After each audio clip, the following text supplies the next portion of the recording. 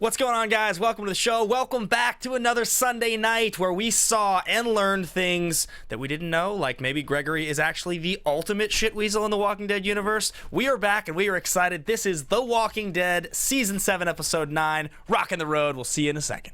You're tuning into the destination for TV superfan discussion, AFTERBUZZ TV.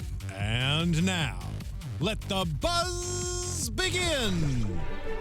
So you didn't know he was the ultimate shitweasel? I suspected. I felt that he was. Tonight was a reaffirmation. Well, the other one is dead, so he had to be upgraded to the ultimate shitweasel. Yeah. Right. Yeah, exactly. We've used up our shit count. Oh, we just went over. Welcome back to the show, guys. Welcome to the AFTERBUZZ TV After Show for The Walking Dead. This is Season 7, Episode 9, Rockin' the Road. We're going to break the whole thing down for you. We've got an awesome panel starting on the other side of the table with a brand new person on the Walking Dead panel. We have Roxy Striar in the house tonight. What's up? Yeah, thanks for having me, guys. I've been on this show before. I guessed it a couple of times, but I don't think this season. I'm really excited because I'm loving this season, so excited to get right into the episode. Rox, where can the folks find you? Everywhere at Roxy Striar, keeping it nice and simple. Next on the list, we've got Susannah Kim. Hey, happy to be back. You guys can find me at Susannah_Kim, SUSANNAH_KIM. And next we have John Carle. Hi, the John Carle on Twitter and Instagram, and of course Whiskey and Waffles on YouTube. And Ben recently appeared on an episode. He's terrible at video games. Yeah, it was pretty bad in the episode. Yeah, that was really bad. It's a hustle. The next time I go on, I'm going to win money. You'll see. I'm Ben Bateman. You can find me at Ben Bateman Media on Twitter and Instagram. I'm not really good at video games. That's just a joke. It's really not. Double hustle. All right, guys, welcome to the show. We're going to break down the episode for you. Before we get into things, just a reminder quickly to go and find us on iTunes. Give us a rating and a review. It's very helpful for us to stay high in the standings. If we do, we can continue to provide free content, which is what we do at AfterBuzz, and we would like to continue to do it here. Aside from that, let's just break down Season 7, Episode 9. This is... we're getting close to the war. We're getting close to the big conflict that we've seen coming since the first episode of this season. And I gotta say, honest to God, my first thought is like, I'm a little over the setup. I just I want the conflict to start. What do you think? Yeah, I mean, it's kind of like the exasperation of like, I felt like not a lot happened for the majority of the second half of the first half of the season, and then we're starting off, and it was a really, it was a weird episode. I think that's the best way to describe it. Is it didn't feel like anything else before. I think, Rox, you had the best comparison of... Yeah, tonally for me, it was like Gilmore Girls meets 24. With the music, with the pacing, with the direction, the whole thing. With the teenage angst. Yeah, with the teenage angst and some West Side Story formation. Like every time we're walking somewhere, we've got to do it, and that kind of gang format. So it was a weird one for me as well. Yeah. Mm-hmm. Yeah, Susannah, what you think? No, I noticed that too, especially in the beginning when they're like, I guess sort of pleading for help, you know, from these different leaders. They're in that same formation, like sort of evenly spread out, like a very, I don't know, it felt like I was watching sort of a theatrical show with the music and everything. Yeah. Did you guys grow up dancing at all? Did you ever dance? Little, That's what they like have you do. They're like, right, you're going to stand this way, and this is how we're going. And there were windows. There were straight up windows. Yeah. Like, okay, we have to see every person while we're walking and walk in sync, you know, There was little cheese. So your whole thing about learning things we hadn't learned ever before, I never knew any of that, so that was very enlightening. There was like a moment early on, and I don't remember exactly the moment, but like they panned right to left, and it was a long shot, and they literally stopped for just a brief second on each character, for each character to like say their thing. Mm-hmm. It's like, my sassy line. Rick's like, my thing. Rosita's like, can't be true. You know, it's like... Oh, it was when everybody was walking out of Gregory's office, and everybody had a quick little snip that they had to get in there, so... I'm going to bash his face in, Sasha. It felt pretty cartoony. Please just go and do it, because literally nobody's going to stop you. Right. Like, everybody in that town loves you, but not him. If you killed him right there, they'd be okay with it. Yeah, that's another thing. So we're talking about the cartoony nature of the whole setup. Like, Gregory was the ultimate cartoon character this episode. Now, I think I'm in the minority here, because I think Xander Berkeley is actually, as I said, the ultimate shitweasel in movies. He's like my single favorite. Yep. Going back to Air Force One, where he's the guy that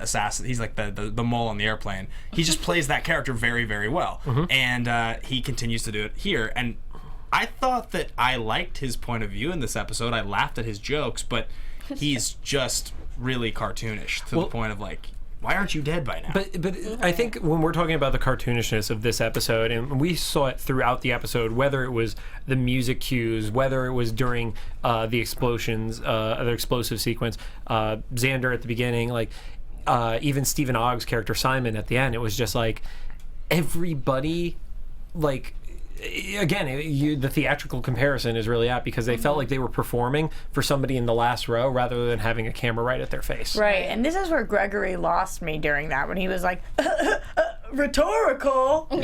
What? Where did that even just come from? Like, I feel like they're all trying to become Negan. He's been such a huge character for this show, and if you are a little bit villainous, people are kind of like mimicking Negan's mannerisms, Jeffrey Dean Morgan's mannerisms, and I think that's really strange. Yeah, I agree. Yeah, I wonder if it's that or if it's also that because we've seen so much of Negan doing the same hammy act for like 8 episodes in a row. Now when we see another character doing anything even remotely similar, it just feels like they're ripping him off because he's been so one note this whole time. But even on the good team, Rosita even was overacting a lot in this episode. Oh my God. God, She was like, yes. something happened with Rosita in this episode. I did not understand what the hell was happening. She became like the whiniest, most negative, most like just like trying to be sassy, but just like stop talking. Right, and they gave her a lot too. A lot of this episode was very Rosita heavy. Yeah, she's very, very angry. I'm in the chat right now, guys, and a lot of people in here are agreeing. Thank God. Yeah. No, it's interesting. There's Dave G says this wasn't Greg's best episode. He's directed probably the worst. Mary Dude 444. Everyone was overacting. It's kind of. Okay, so we're not crazy. We're not People. alone. Okay, that's good. That's Yeah. comforting. Right. It was weird. I agree. One of you guys just said like, I feel like if they killed Gregory, everybody would be like happy about it. And I feel like at this point in the story now, with so much mayhem and so much craziness, like, and even evidenced by the fact that Birdie comes up and introduces herself there. That too. I don't really understand how Gregory has still like managed to even maintain kind of a semblance of authority anymore. No, because he has done nothing to exert power over people. Like, nobody's even listening to him. Obviously, he doesn't protect people. Like, there should be a revolt within those people, whether or not Rick's crew has even shown up, because it's like, oh, he's in charge. All of a sudden, a few of our guys just get hung and a bunch of walkers get let in, and then they go make him their bitch and steal his booze. It's like, there's no leader to even look at. So, Yeah. like, you get 2 guys to grab him and throw him out on his ass. Like, Yeah, it's Call it a day. And I think we're having an even harder time believing it because when you look over at the kingdom, you see somebody calling himself the king, and you're like, okay, at least he knows he's the leader, so everybody else thinks that. Yep. Right. When you look over at the saviors, you've got Negan who's holding a bat. Like, those are very clear people at the top. So when you look at him, it's like, what's your shtick? What do you got? Yeah, and Right. in Where's the your tiger? kingdom, Yeah. yeah, and in the kingdom, aside from the tiger and the title, the kingdom, everybody in there, they don't know about the dangers outside the walls. They all feel safe. The people on Hilltop should not feel safe, and if they do, they're as dumb as he is. So in like screenwriting, there's like the basic idea of save the cat, right? There's a book titled Save the Cat, and the whole idea is that when you introduce a character, it's like have them do the thing that indicates the kind of character they are. So like when you have a hero character, have them save a cat from a tree on the way to meeting the girl. You'll know they're the kind of just character. With Gregory, they haven't given us any kind of save the cat moment other than like just whining and being obnoxious. He hasn't shown that town in any way that he's the guy that's gonna do right by them or done anything really. He's just, so it's weird for them to have gone this long into the season without Gregory doing anything to show us why he has this position of power. That's very strange. I kind of think it's an oversight in some ways on their part because it's too black and white. And he's like, at this point, it's not believable that he would still be in power. Maybe they don't know which direction they're going with him. Maybe they don't know if he's going to end up getting on Rick's team or not, so they're kind of keeping him ambiguous at this point. Right. Yeah. Or maybe like it's on purpose to think, they want us to hate him, or like he's not Yeah. really doing much for his town. They want us to be satisfied, I guess, when they do sort of take him over, or overthrow him. It just feels weird on the side of the people that are in that town, and except for Jesus, they're all basically a bunch of red shirts. But it's like, why would they even put up with that? Yeah. Moving on to the next part of the episode, we leave that town, we end up over in the kingdom, and I should say, because I was just reminded of it talking about where Gregory's going to end up and what goes on with Ezekiel and obviously the future of all this, there is a comic book component to all of this. It all comes from the comic books, and we make an effort here to reference the comic books vaguely during the show, but really not focus on them. So we will have a spoiler few minutes at the end of the episode to talk about things that we know or don't know from the comics, and we do that every week. So just It's how we ruin the show for her. Yes. It's painful. Daryl was part of the show. like, I'm taking the night off. I don't want to have the Yeah, right. ruined for me. No, but let's transition that really easily. Yeah. This would have been the best episode to watch Daryl with. Yeah. Because of how it started. Oh yeah, totally. Well, was the that's such a best. strange part of the episode, and we'll get to that a little later in the show when we talk about what happens back in Alexandria, because it's sort of related. But that's a very bizarre. It's a very bizarre way to start the episode, because we didn't get any resolution on it at all, and that's not something anybody saw coming. So currently, it's kind of the red herring. I guess we'll see what happens with it. But we go to the kingdom. So we meet the kingdom, and Richard is all, like, what's going on? I don't trust you people. Give me your guns. We get the same kind of grand entrance. He said, "Oh shit, Jesus, that you?" Yeah, I love that, because they start off with like, "Who dare Yes. trespasses?" Yeah. And then turns into that. And I was then like, he "That is breaks. Ezekiel, exactly, right?" That was That's really how he is on fun, the though. outside, but Yeah. on the inside, he's like, "Oh shit!" I love that, because it shows like, okay, we're all up on our high horse, and then he was like, "Oh, that's you." That was a good moment. Right? Was anybody else surprised that Daryl was really quick to just like be dismissive of, oh, this is a waste of time? Like he think did he- it really, really quickly. He just got the living crap kicked out of him over and over and over again. I think he's lost all of his patience. He's like Yeah. little done. over it, Yes, yeah. he's so over it right now. Yeah. But it was really fast. It was real fast. go They said over one here. thing. Yeah. Mhm.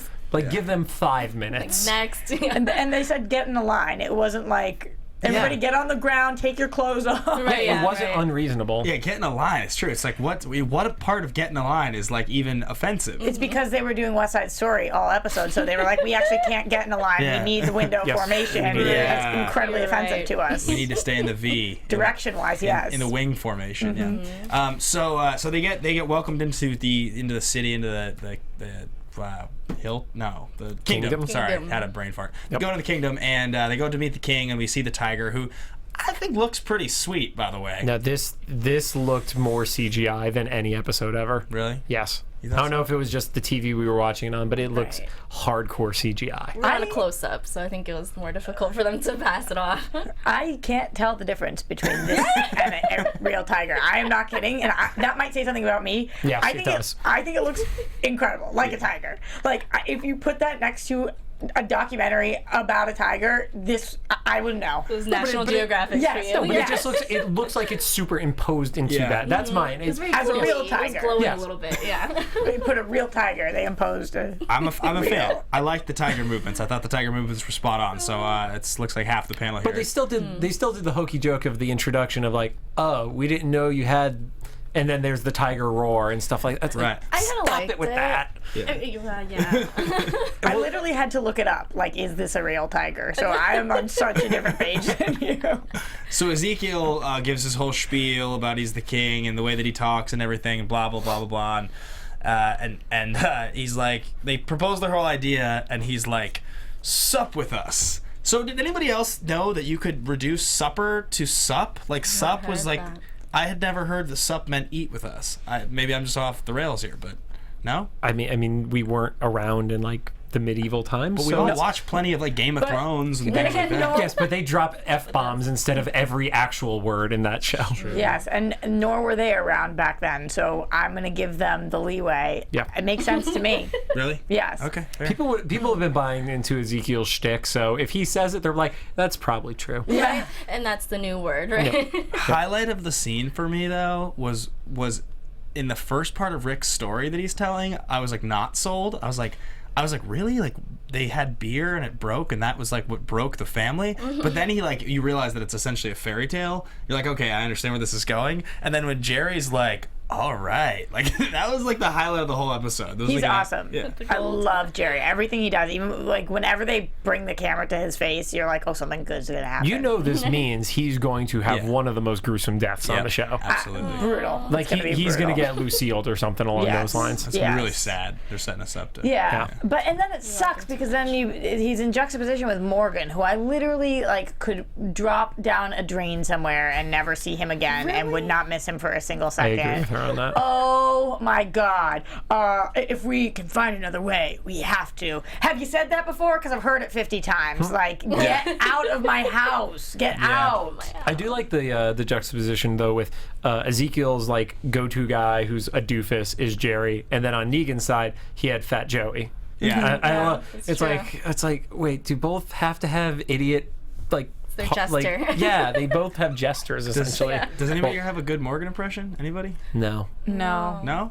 No, because I don't think mine's particularly great, but I feel like It's he's... not. I feel like you want to share yours. No, I don't think not. mine's Is that that great. Please don't do it. I want to hear it. yeah, I'm with him. Don't do it. Okay. Yeah. Susanna will. You could listen after the show. right. You Okay. briefly mentioned Fat Joey, though. That eulogy was really nice. It was really heartfelt. sweet, heartfelt moment. Because now little Joey has nothing. Nothing. Now he's just Joey. But that's Poor a, thing. But that's a good use of Negan's humor, I honestly think. I agree More on so, that. Yeah. more so than his like giant grand, like I'm gonna scare you by talking about slipping my dick down your throat stuff that he says. You Like, say that phrase so many times. well, he said it on the show. Who'd he tell he was Had going to a big slip his effect dick on down? him. Rick. He Rick. says that. He says that line, and like that's obviously like really direct and supposed to be like kind of offensive, but like Kind of offensive. I mean, into the context of what you see on cable, that's like Fair. not HBO. Oh, right. And obviously, though, but like this little spiel that he gives over the radio is like a much better use of the humor. It's nowhere near as direct. It's much more subtle. It's just Yeah. like kind of a good, quick laugh. So I loved it. I liked having his voice in the show without actually having a heavy hand of him. you yeah, know?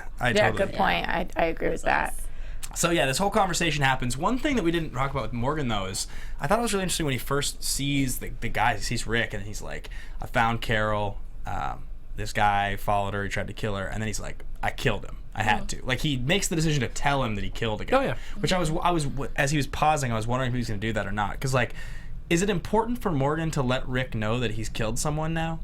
Because I was trying to figure out why he said it. I thought they were doing that to remind the audience, so a minute later when we have the king turn to him and say, "What should we do?" when he says, "I think we should go after them," it wasn't such a shock to our system. But then they didn't do that. Then he said, "You shouldn't do it." So it's like, then why say you killed somebody? I don't it's, care. It's to show that he can, but doesn't always have to. And I don't like it, but I think that's why they chose to do it the way they did. Oh, damn you for making sense. And I think it's within his character. He's Yeah. always had the Jiminy Cricket. Like, he has such a big Right. conscience or whatever. Yeah, he has like 2 angels though. So, Rosita did not. She was not willing to forget about it. What did she say to him? She's like, "What are you going to tell us you were right or something like that?" Yeah, Yeah. which didn't even make sense. Yeah, I really. didn't remember what that was referencing, Yeah. to be totally honest. Maybe like She's him, killing it. not like he was right, but like, are you going to tell us you were right? Like referencing them, like they had the right idea about killing people and he didn't. I thought maybe that. It was too convoluted. Like Yeah, in I that agree. moment, she kept making comments all episode, like we talked about, that were like, "Huh? Like, you've got some weird inside jokes, girl." Yeah. Comments like, "We both had sex with the same dead guy. Don't make us friends." Right? Yeah. She was all sass this episode. This was an amazing comment that I had to write down from the chat earlier from BDog8504. I wish Sasha would have been more bitchy. Like, well, the difference is he chose to keep sleeping with me, you salty bitch. Yeah. Great comeback. Snap it. Yeah, Rosita is way too salty about life right now. People die, you're on The Walking Dead. Wake up. I gotta say, I never expected that I would miss Glenn and Abraham as much as I do, but I kind of was noticing tonight that I think the show feels a little emptier without him. Glenn more so than Abraham for me. Yes. Yeah. In the opening shot, I thought I saw Glenn for a second. I was like, no, who am I kidding? Yeah, that would have been Just upsetting. super Oh hopeful. my god, yeah. Yeah, I always knew I would miss Glenn. I think that he's an incredible character, and honestly, I think that they realize that fans are missing them, which is why they mentioned twice in tonight's episode about his death. They're not letting it go. Like, a lot of the people who die on the Yeah. show, they never mention it ever again. Ever. But Yeah. they hit a lot of the people who were dying in this episode. Like they reinforced all the deaths in this episode. So Recent they ones, yeah. referenced, so they referenced Abraham, Glenn. then they say Olivia, they say Spencer. Yep. Rest in peace, Spencer. Ben misses you. They took Eugene. Are we they took Eugene, and then they're forgetting one. No, it was the former Denise. Denise. Yep. It was So Merritt it's- Weaver, right? The doctor. Yes, the The doctor. one with the- I don't know through who the acts. eye. Yeah, and I thought that was interesting that they didn't reference her. She was directly killed by them. Well, they were Was giving. Morgan well, still Did they not no. reference her? No, No. Morgan knew she got killed. Got it, so Morgan Yeah, was still this, there when this that was the happened. Morgan update. Yeah. That's what happened. Okay. Yeah. Got it. It's the Morgan, Morgan report. update. Yeah. Yeah. Morgan, all those people you used to like, now dead. And Morgan wasn't that upset. No, he was really kind of like took it pretty easy. Yeah, he was like, "Oh, I'm sorry for your guys' loss. Yeah. Sorry to hear they're gone. You're kind of the worst." That's like just sending flowers to the grave, and it's like, I'm not going to bother going to the the ceremony. Or anything. Exactly. Yeah. Exactly. Yeah, He to the shook it wake. off. Yeah, I'm not going to the wake. So post Kingdom, Daryl's like, all right, I'll stay. Maybe IA is the safest place for me. And Rick says, try to talk to him or scare him into submission. And then they get on this. This is where the crazy 24 thing starts to happen. So Yeah. we get on the road. / MacGyver thing. Yeah, we come across a roadblock. It's a gigantic steel cable, like 4 piano wires all like tangled together, and like the most hefty thing that's like wrapped with an RPG and dynamite, and it's all like there's complicated triggers, and it looks like some sort of battery. It's all been handmade. The Saviors have put this here in order to keep things herd. out. The Yeah, to herd stop a out. herd. Right. So literally, it's So that like made sense. right. So we're like, okay, this makes a lot of sense. A lot of explosives. But before we get to that, I got bothered by the fact that they decide, instead of just backtracking a little bit and going around to the other side of the road, they are like, we're going to move these cars, and then we're going to move these cars back. That was all a decision that was made before they found saw the it. Yeah. wire. They didn't Yes. even see the wire. Yes. That made no sense to me that they would do that instead of just backing the car up a quarter mile and going around. Because the other side of the road was completely empty. right. That was stupid. That was flat out stupid. It's very true. So they find the explosives. Yep. And this is where the episode goes just Haywire. off the rails. It's like Rosita's basically like, everybody's like, oh my God, what do we do? How do we? And Rick's like, we need these explosives, right? And then like, Which I'm okay with him having that sentiment. Oh, I Yes. thought you were gonna say I'm okay with that accent. Yeah, the accent was decent. I will It was never okay. be okay with that accent. And so she's like, Rosita's like, she opens something great and sees this battery and these little things. Like, I know nothing about explosives. I've seen a lot of action movies. It looked like explosives in action movies. As most people don't know a lot about explosives, and which you- is the point. Which Yeah. also, who knows how to disarm bombs? Pretty much nobody in that line that was disarming a bomb. Right. Yes. So unless I just fully missed something, and please in the chat, if you guys know this, if they're actually, and I have a feeling there is something we missed, because this show is not that. Like, this show is not that dim where they would do something like put Rosie in a situation to just know how to defuse bombs without there being some precedent, like somewhere she came from, something she learned. I'm sure she knew something. I'm actually been okay with classes. I'm actually okay with her knowing it. Right. But assuming everybody else did with Right. no instruction, just like go do this, don't mess it up. Yeah, that was the instruction. But I love it. Literally, don't blow this. And nobody asks a single question. They're all like, yeah, on it, Captain. Yeah, we're just gonna Nobody messed unpack it these up. explosives, and if one's dented or torn, leave it, and otherwise, just be careful, don't mess it up, and then we're gonna make a getaway with all the explosives. And that one in particular doesn't look good to me, so I'm just going to leave it. Yep. Right. But we're not going to say why it doesn't look good. No. Yes, this was terrible. This was like, so they get the explosives in the car, and then we get one of the sweeter moments. Definitely, I mean, I didn't believe it because of the amount of mass that they were having to like drive through with the cable. So I think that the cars would have like. I just don't think the cars would have stayed straight, or the cord would have snapped, or something. That didn't seem believable to me. All the Right. suspension of disbelief stuff, I was actually okay with that. Yeah, but it was really cool looking. Yeah, I like that shot. Yeah, I thought that shot was interesting, but I also thought that they weren't using their brains here very much. Like, you pointed out to me that the cars would get messed up with the bodies. That made sense after you explained once you it. start running over stuff, that's the issue. And because all they were doing was clotheslining the stuff in the middle. What Yeah. didn't make sense was, why wouldn't they plan to leave an explosive there and somehow like remotely detonate it so that the Saviors wouldn't think they stole the explosives that they blew up instead? Yeah. Like, why were they so chill with the Saviors knowing that they had done this? And then it still was confusing to me that he wanted all the cars lined up. He was like, we might need that. What's going on in your guys' brains? I agree with you on that completely. Though I do think in the moment when they see the herd coming and they realize how little time they have, like setting a new trap and making sure they leave one explosive, figure out how to remotely detonate, that's not on their mind because they're rushing. So I see that, like, if they had a bit more time, maybe they would have come up with something. But I agree that the whole idea in the first place of, like, we need to move these cars and Moving then the cars was freaking dumb. Yeah. like that whole thing is one of those things where you're like, okay, the last time we had a setup for there to be an explosive was when they met Negan's people on the road and they blew them up with the RPG, right? Yes. And then and like the reason that happened is because there was the episode where Abraham found the RPG. Right. So that was great. Like, we got the payoff of him finding it. Yep. This was the same kind of setup. We're going to see these explosives be relevant later in a much more preposterous, totally unnecessary. Why the hell did this happen in this way? like that whole scene. But they also got saved too, because the whole thing is an explosion did go off after the fact, so that is going to cover up their tracks. And it was such like the Deus Ex Machina scenario where it was like coincidence saved them in that regard, and I didn't like that either. A lot of people in the chat are talking about also that it was strange that everybody knew how to hotwire these cars, which I actually was okay with, because I think they've been around. Those two. It was those two, and they've also been around enough cars at this point. They had practice, as opposed to Dynamite, which they are not frequently around. Yes. So that made sense to me. Yeah. I'm with you there. So we get away, and like there was definitely.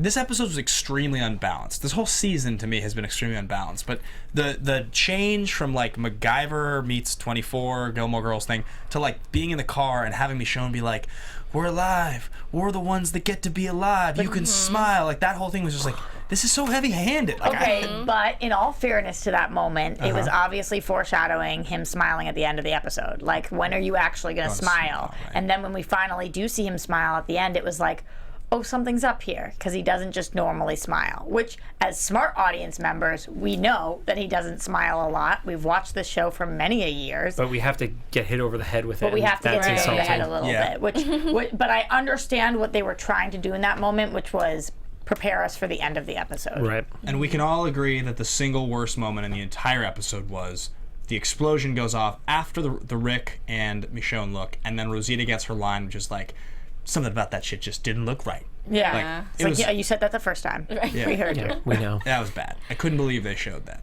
Yeah. So anyway, I don't know. I think the leaving the kingdom is like, we both slept with the same dead guy. I think that might be tied for worst line. Oh, I thought I was much more okay with that, because that was at least like entertaining. Like that, I'm like happy to talk about. The other thing, I just like don't even want to mention. My worst line was when Rick says, "Tell Maggie we're not giving up. Go home and tell her." Like, Yeah, I didn't like that either. You As sent her. opposed to what? You sent her home to say that? Are you kidding? Well, no, that was. I mean, they were still going back to the hilltop anyway. It was just a really bad line to leave off of. Yeah. I just imagine getting with Maggie and they're like, "We're not gonna give up." She's like, Okay, bye. Okay, and, duh. then, Yeah. and then what? You know. Maggie's like, "Yeah, I got that. Okay. Thank you." So, but I will say that I do think, even what's though your worst line, Susanna? I don't know. I think I'm thinking of that one, the Rosita one to Sasha. I hated I was that. okay with that one. Really? I did not like that. I think the clothesline thing with the car getaway was pretty sweet. I mean, I have to say it was very cool looking. Like it was hard to get behind, but it was cool looking. I like that. So anyway, moving on to the next bit of the show, we get back to Alexandria, and literally minutes after, because we've rushed back, Simon and the gang show up because Negan's found that Daryl's missing. And so they do a whole search, and they break some stuff. No one dies, and we find out that all the food from the pantry is missing. And this is when we find out that Gabriel's gone.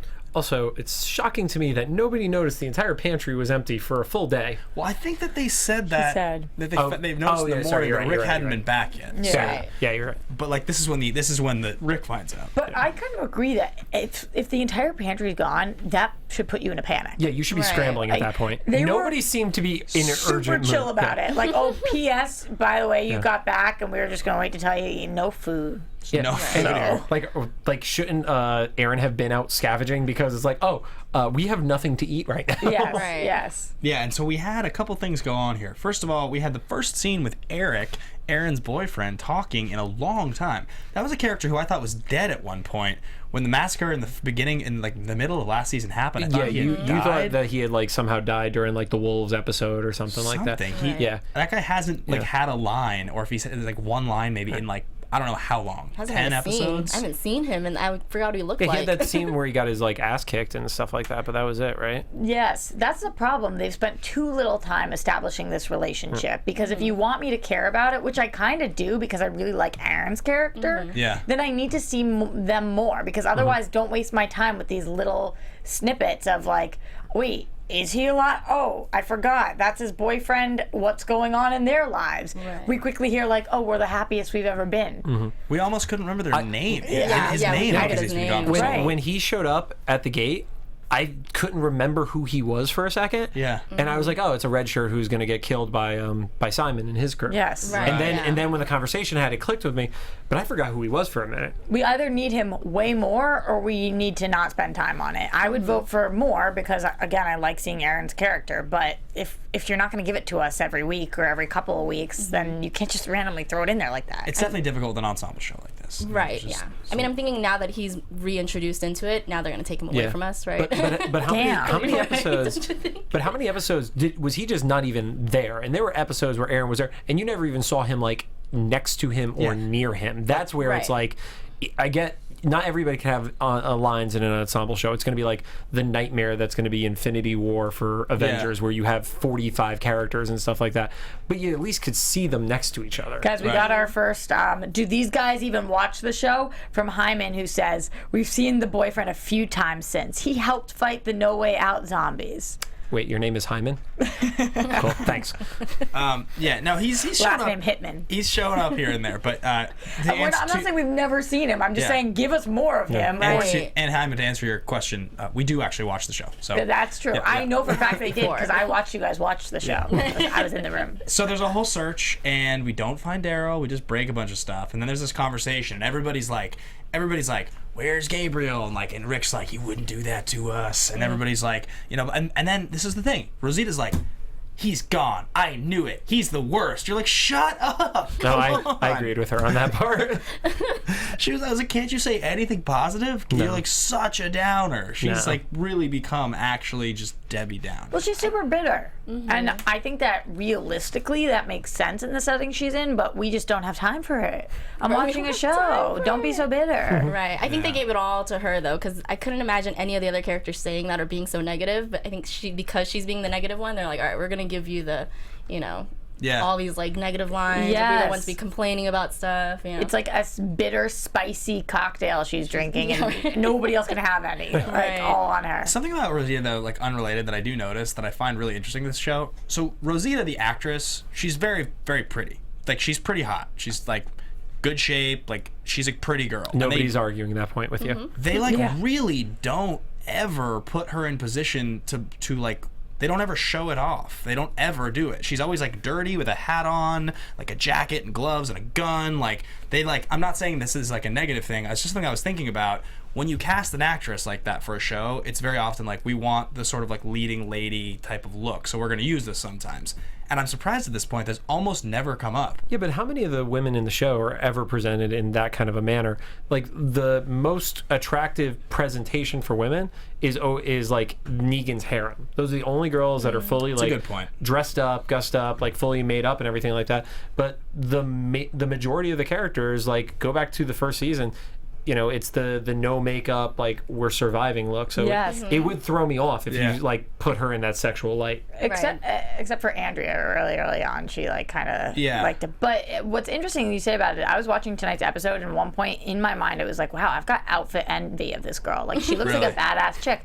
Yeah, in like a Laura Croft kind of way. Like she's got like that tough chick look, and she wears her socks a little higher, and she's got the combat boots on, and I think she looks so hot. Like, I'm not saying I don't think she looks good. I'm saying I think the presentation is like it's just interesting to me. Like you would think it's still TV. This is still like a major popular show, and she is like clearly that character that you could do that with if you wanted to, and they just don't. It's but I agree with you. I think it wouldn't make sense though. Yeah, I think it would pull me out if they did. Yeah, it's like you would say, we don't have time for that. We don't, Yeah, for sure. I do say that. We don't have time for makeup. So after we established that actually, and maybe you guys caught this a little more clearly, but Gabriel like left something in the book. He gave a clue to where he was going. He had the Bible on the ground, and then it just was really, again, kind of like that whole Deus Ex Machina thing. Like, what are the chances that they were going to look through that notebook? Because they didn't look at any page on that notebook really, other than a big boat. Like, and the fact that it just said boat. Yeah. Come on. But yeah, Just leave a post-it. Just Like, leave a little sticky note. Right. Yeah, why did you have to be so secretive? What was going on? So there's a whole theory behind this that I was reading up online the couple minutes before we did the show. Here's what people think is going on, and this jumps ahead a little bit, but we know by the end that Rick has that smile on his face. And he also was trusting Gabriel for the entire time. He never was like, no, Gabriel screwed us. So what people think happened is that Gabriel took Credit to Uproxx is where we saw this, by the way. Yeah, absolutely. Thank you. An article on Uproxx said that they think that probably what's happening is that Gabriel did all of this to lure Rick there so that Rick would have his army. And that's why Rick ends up smiling, because he knows what has happened. So he's taken all of the food because he knows that means that it'll be a dire enough situation that Rick will have to go after him. Then he leaves the Bible because he knows that Rick knows that he would never leave it. Then he leaves a note saying boat because Rick's the only one who would understand what boat meant because he was the only one who was there. And then the follow-up question would be, how on earth did he know, how on earth did Gabriel know that Rick had that whole boat situation? So there was a couple different times in which Gabriel could have seen where Rick was. And I can pull up the article. I don't know if you... So there was the drive that Gabriel had with Spencer, and he got out of the car and walked back. So they think that that was a time where he was either encountering one of these people, and then it hints at the people that show up at the end. What are they calling them? The Junkyard Squad? Yeah, the Junkyard Crew or something like that. It doesn't have an official name yet. Yeah. Or when he was on watch one night, he actually had some interaction with one of these individuals because that was one of the people who was spying at one of the ends of the episode. Yeah, there was that thing that happens at the very end of the last episode of the mid-season, which is like you see a guy in boots or somebody Or a girl in in boots. boots, Yeah, we don't know if it's a girl, but it's somebody in boots. A character jumps over the wall, right? That's what we saw. Or were they just spying from a Just I think they're spying. just there. Just yeah. spying. Because you saw feet on the ground. That's Yes. why I think why I was thinking they got Yeah, over it the was, wall. but it was Alexandria in the distance. Okay. Yeah, so I guess that's who we're assuming that is. But Yep. I feel like we could have gone about it a couple other ways. Like, Gabriel could have been like, yo, Rick, I think that your army is waiting for you. That's what I'm saying. Like, you know Rick wants this. Don't you think you could just, like, wait for him to come back? and because now Rick is in a very dangerous situation, and it's not just him, it's a lot of people. There were a lot of guns drawn on them. Yes, yes. So Gabriel's Yeah. got a lot of faith in Rick that Rick can talk himself out of this and one. a lot of explaining to do because he took all the food. So if Yes. something goes wrong, Right. they're all screwed. Yes. If something goes wrong, Rick is dead anyway, so he doesn't have anybody Yeah. to explain to. So. Yeah. I would agree. So I think that pretty much wraps us up at the end of the episode. Yep. I don't think we missed anything super important. Don't worry, the comments will let us know if we Yes. The Carol stuff. Which Oh yeah, didn't we see really Carol talk was with about. Benjamin for just a minute, Yeah. and pretty much just established that Benjamin's trying to train. He wants to be more effective, and that Carol is still living in solitude, and that Morgan was not really very forthright with like where she was. He's like seems to be sort of trying to protect her, choice to exile herself. And Yes. Carol did seem to care what Ezekiel told Benjamin and what his feelings are. Yes. Yeah, Their love is in the air. Yeah, they really. It does seem like they're pushing that relationship, which is so surprised. I'm happy to see it. I really didn't expect it when it first started, but it definitely felt like that's what they were doing. I'm So. still a Carol want it. Daryl fan. Carol Daryl. Carol Darrell. Yeah. Way back. Way back. Yeah, I know. that's fine. Throwing it back. Yeah. So let's get into predictions and just talk for a few minutes here about what we think is coming. Your AfterBuzz TV predictions. All right, so we're each going to give one quick prediction, a shout out, something we think is going to go on. We're going to give our handle where you can find us on Twitter, and then we will cut away for just 10 seconds and do a quick 2 minutes on comic book spoilers, just anything that we see coming. So let's start with you, Susannah. Where can the folks find you? Me. You guys can find me at Susannah_Kim, SUSANNAH_KIM. I think Gregory's out. I think he's gonna go. I think they're gonna overthrow him in order to get to the next step of the war, I guess. Okay. Of the impending war. But yeah, I think he's done. Rox, any big predictions out of you?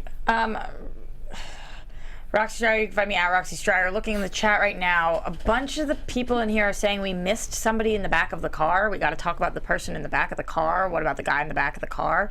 I'm trying to ask what they're talking about. It had to be in the front passenger seat. Someone watch it again. Passenger seat. You guys need to address this. Back seat was filled with stolen food. No, it was a person. So there seems to be some debacle over Will With Gabriel? Huh.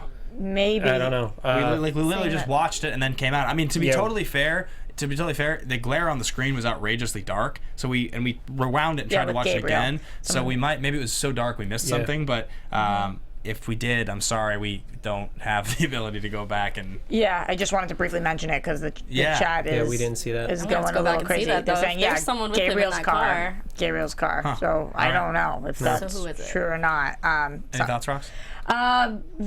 That if there is somebody in Gabriel's car, that means that obviously somebody's been watching them and has actually put Gabriel up to this. So it'll be really interesting to see who is in this junkyard crew.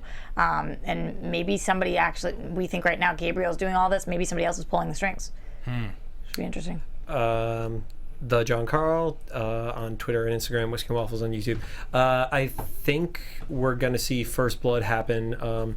Maybe not next episode, but at least the third episode going in. So episode 11 between the Kingdom and Negan's crew, the Saviors. We already saw the hint of it. I think we might see our first martyr from the Kingdom. Ben Bateman, you can find me at Ben Bateman Media on Twitter or Instagram. I think, my biggest prediction thus far would be, I think we're going to get the river women. I can't think what the title of the town was called, but I think that they're going to get involved and be a part of the army. And I also think that Sherry, Dwight's ex-wife, is going to defect and be one of the important pieces of the rebellion that's going to happen. I think she's going to play a really important role. Yeah, I agree with that. I'm guessing Both that. those things, totally. So those are two things I see coming. Guys, thank you for watching. We're just going to take a quick 30-second riff on spoilers for a minute. So if you don't want to hear comic book spoilers, turn it off, get away from the screen, do what you got to do. Just anything super important that we missed. Spoiler alert. 2, 3, 4. Okay, good.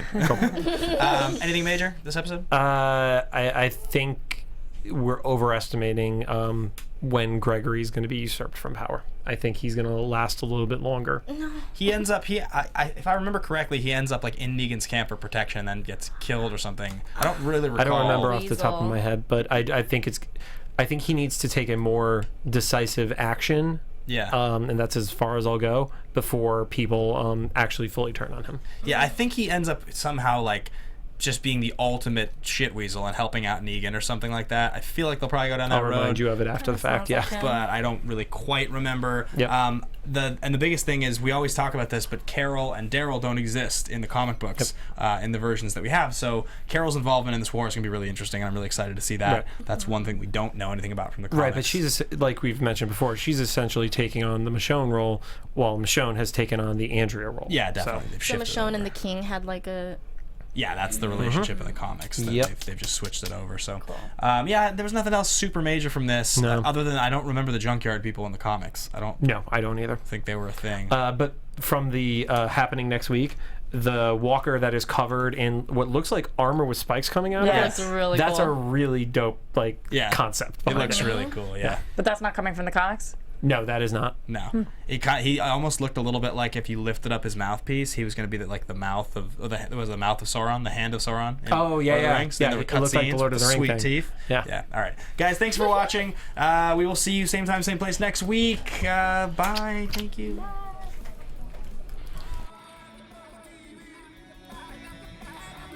From executive producers Maria Menounos, Kevin Undergaro, Phil Svitek, and the entire AfterBuzz TV staff, we would like to thank you for listening to the AfterBuzz TV network. To watch or listen to other after shows and post comments or questions, be sure to visit AfterBuzzTV.com. I'm Sir Richard Wentworth, and this has been a presentation of AfterBuzz TV. Buzz you later. The views expressed herein are those of the hosts only and do not necessarily reflect the views of AfterBuzz TV or its owners or principals.